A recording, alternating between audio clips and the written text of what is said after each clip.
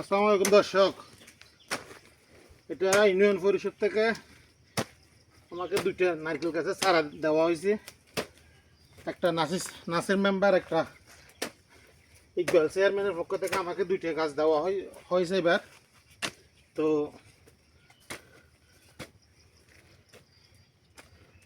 গাছগুলো রোপণ করতেছে। এটা হাইব্রিড নারকেল গাছের চারা বলছে ওনারা।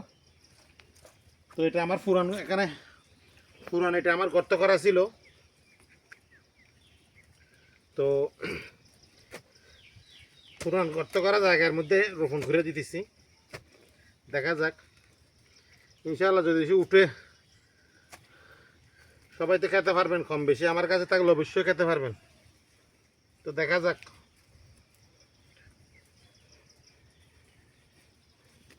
কীরকম উঠে।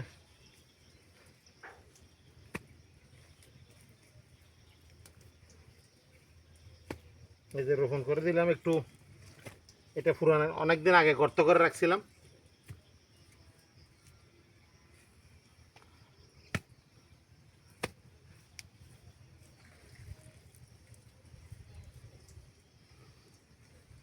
তো দেখা যাক এটা বড় হয় কিনা। এটা হাইব্রিড নারকেল গাছ বলছে, আমি আমার বাগানে রোপণ করছি চারাটা।